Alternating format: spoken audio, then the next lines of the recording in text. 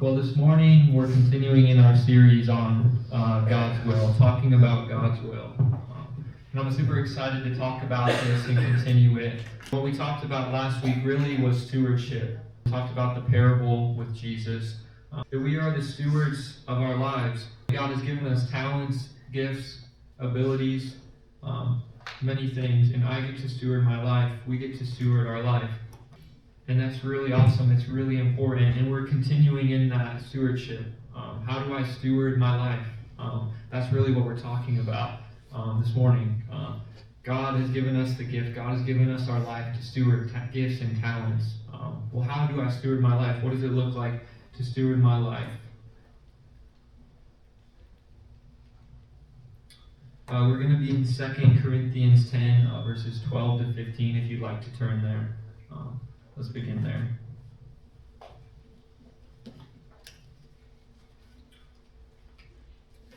Second Corinthians 10, verses 7 to 15.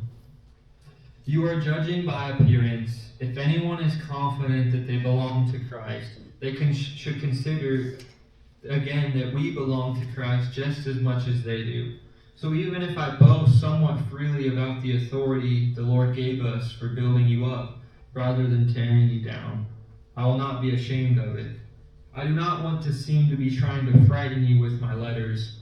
For some say his letters are weighty and forceful, but in person he is unimpressive and his speaking amounts to nothing. This is Paul they're talking about here. Such people should realize that what we are in our letters when we are absent, we will be in our actions when we are present. We do not dare to classify or compare ourselves with some who commend themselves. When they measure themselves by themselves and compare themselves with themselves, they are not wise. We, however, will not boast beyond limits. This is the core right here, verse 13. We, however, will not boast beyond limits, but will confine our boasting to the sphere of service God Himself has assigned to us, a sphere that includes you. We are not going too far in our boasting, as would be the case if we had not come to you, for we did get as far as you with the gospel of Christ. Neither do we go beyond our limits by boasting of work done by others. Our hope is that as your faith continues to grow, our sphere among you of activity will be increased. We're really talking about verse 13 there, the sphere. We confine our boasting to the sphere of God's service that God has assigned to us. So how do I steward my life? What does it look like to steward my life? The focus of this morning and talking about that is to steward my life is to take care of my sphere of authority, to take care of what God has given me, to manage my time, my passions, to manage what I'm doing, manage my sphere of activity. Well, as we begin, Paul is talking to these people. Paul is talking to the Corinthians, and he's kind of defending himself and he's kind of rebuking them. Because the Corinthians are doing two things. They're comparing themselves amongst themselves to feel better. I'm better than maybe this person in the church, or I'm better than this unbeliever outside of the church. They're comparing themselves, and they're kind of puffing themselves up because they feel good about it. And so Paul talks about in verse 13, which is kind of core to what we're talking about this morning, that God has assigned Paul a sphere of activity, his influence, his life, and he's not going to boast in anything but God, and he's going to focus on living right where he is. Some of the people were boasting in the great ministry work that Paul had done, and some people are also talking about how Paul isn't actually that much. Living inside your sphere of activity. When Paul's saying this, it also comes from this idea of running your race. Run your race. What it means and what God's talking about, and for this morning, is God has given each and every one of us a life to steward, a lane to live in. And that lane is a help. It's a guidelines. And when I'm outside of my lane, I'm outside of my sphere of activity, because of comparison, because of judging, because of hurrying, when I'm outside of that sphere, when I'm outside of that lane, I'm using all my energy on things that aren't really getting me anywhere. I'm outside of my sphere. I'm outside of the lane that I'm in, the lane that God's called me to. And so I'm wasting all my energy. I'm in a hurry, and I'm missing out. I'm missing out on the life that God has called me to live. For this is the truth this morning. God has given you authority over your life to steward it. And at the end of the age, when you pass, we will all stand judgment for the things that we have done. God's will for your life is to steward your life. And to steward your life, you need to manage your energy, your activities, your passions, your hobbies. Manage your life. So what actually is your sphere of activity? What is actually my sphere of activity? Well, your sphere is made up of a couple of different things. It's made up of your energy, your life, your hobbies. It's made up of your work life, your job, your hours, promotion, everything related to that. It's also made up of your social life, your friends, your family, your spouse, people you talk to, church groups, clubs, activities. You're living kind of inside your sphere. You're living inside of your lane when you're living from a place of peace and trust. When you're living inside that sphere.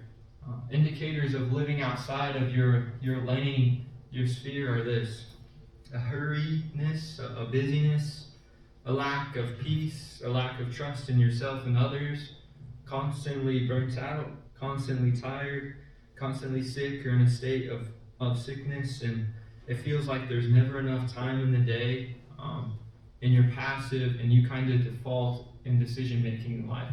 You go in the same routine that you've always done and you're pretty passive. Now obviously there's times where I'm going to get sick, you're going to get sick.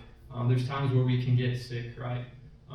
But this problem, or it's indicators of living outside of my lane, when these things are always taking place in my life. They're always present in my life.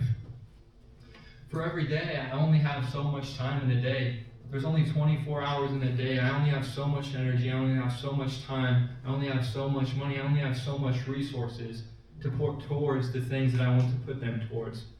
And a lot of times, we don't think about that. So what is common in 2 Corinthians, in the story Paul is talking about, these people were living outside of their sphere of activity. And they're actually boasting about it. Look at me, I'm living life large over here. Look at me, I'm finding success in life. I'm so happy. They're posting on their social medias. They're telling their friends about how great their life is. When in reality, their life wasn't actually that great. They were actually bound in sin. Maybe they were in massive debt. But they were boasting in themselves, and they were judging others and thinking highly of themselves. And that shows us two things. The two things that can get in the way of me, of you, stewarding our lives for God. And there are two things. Those two things are hurry and comparison. Comparison is seen very clearly in the word in Corinthians. The Corinthians were actually comparing Paul with Paul himself. Do you ever compare yourself maybe? Maybe compare yourself to former versions of yourself. Think, maybe I was nicer back then, or maybe I was kinder, maybe I was more fit then than I am now.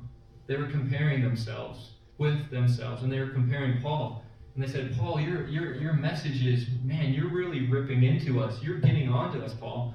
But when you show up, you don't seem so scary as your letters. They were comparing Paul with Paul himself. Have you ever compared yourself to yourself? Or maybe compared yourself to others, because they did that as well. They measured themselves by themselves. They looked at other people and they said, okay, I'm better than them. Like, I see other people in Corinth, I'm actually doing pretty good. Well, this is even funny that Paul says this, because if you know some of the church history, back then Corinth is a town that was crazy, it was wild, there was a lot of just craziness, and you would say bad things or just sin in Corinth. So to say, oh, I'm better than like someone living in Corinth, everyone would be like, well, no duh, that city's crazy, those people are crazy there. So it doesn't take much for that. And so Paul is rebuking them. He's rebuking them there. He's talking to them. The thing that's so dangerous, though, about comparison is what comparison can do is begin to change the view of my life. Comparison begins to change my life because I begin to steward my life. I begin to live a life where I'm either trying to please someone else or I'm trying to please a different version of myself.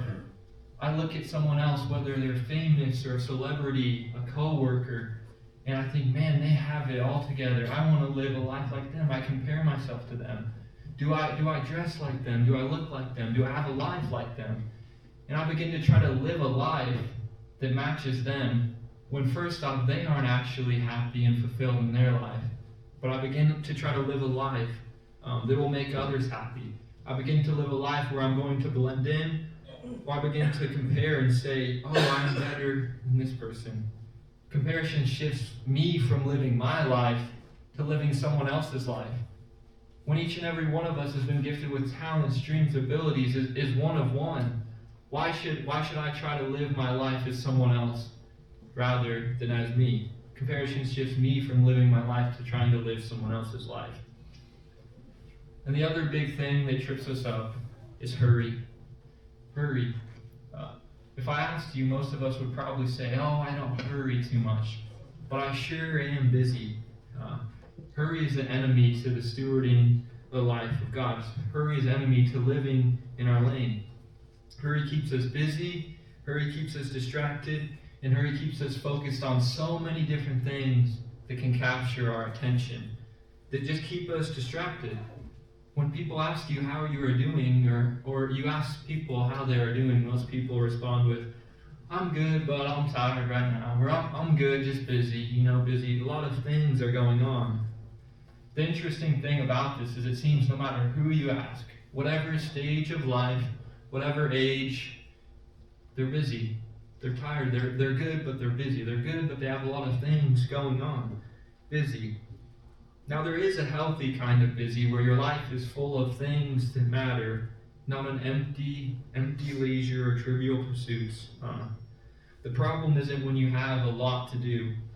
The problem is when you have so much to do, or you've been in such a state of hurry that things begin to pile up, and the only way to keep going is to keep hurrying.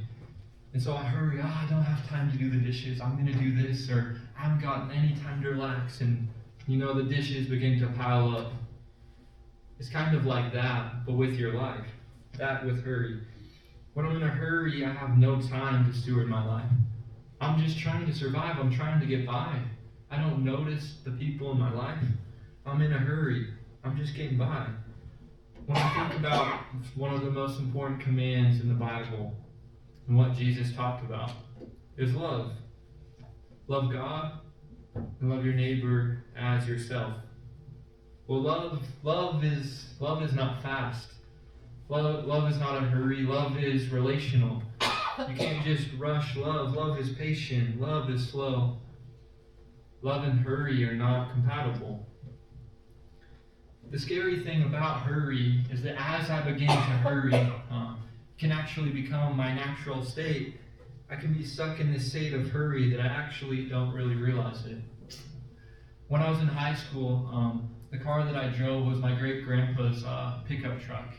It was a super nice truck, this red little pickup truck. But you had to shift gears, drive it with a stick shift. So I began to do that, and it was scary as I learned that with my dad. You got the clutch, and you have to shift first gear, okay, go.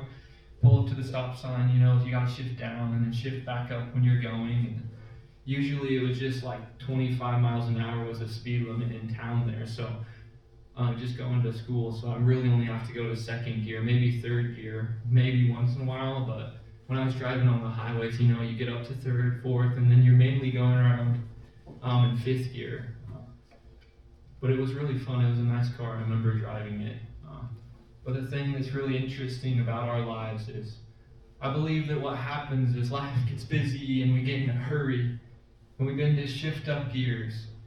We begin to shift up. And before we know it, we're living in this crazy state of hurry, but becomes our natural. My natural state is this natural state of hurry.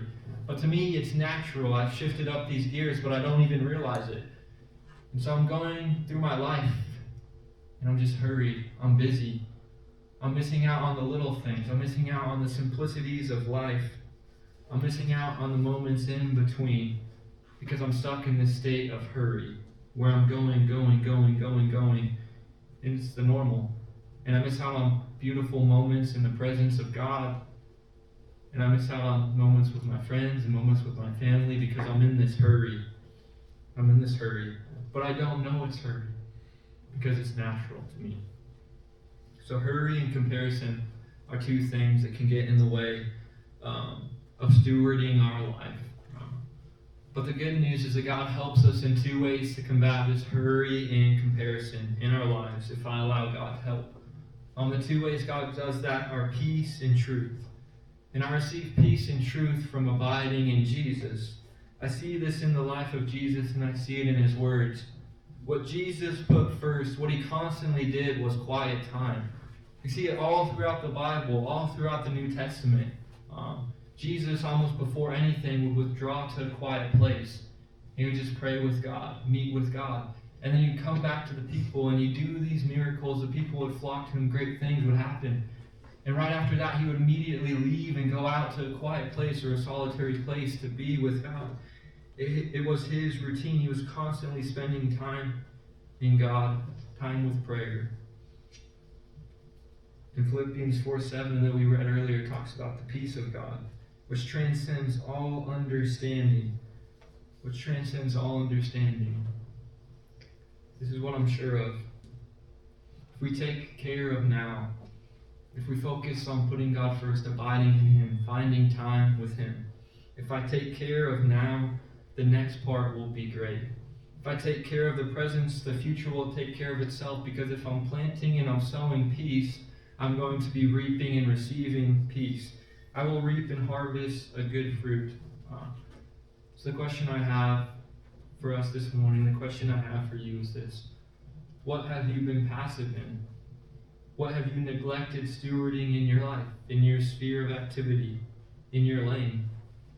And this is what I know of me, that I need to take responsibility for my actions, that I am responsible for the things that I do, as I have the free will to steward my life, and no one else gets to decide how I live my life but me. No one else decides how you live your life but you. John 15, verses 1 to 8 that we read earlier, talk about Jesus is the true vine, and that we are the branches. This is so beautiful, because as I begin to abide in Jesus, as I begin to slow down, as I put peace, as I put time with God first, hurry and comparison begin to die down in me. As I spend time with God and I'm connected to God, I begin to know the truth. I know who I am. I'm confident in who I am, and I don't need to prove myself to others or compare myself to others to find satisfaction. And I have peace, and I can move a little slower. I can take a deep breath. I begin to look at life around me, because I don't have to take care of myself. When I depend on God, I don't have to worry about my resources and depending on myself. And this word is encouraging and freeing, not to put a heavy burden on you.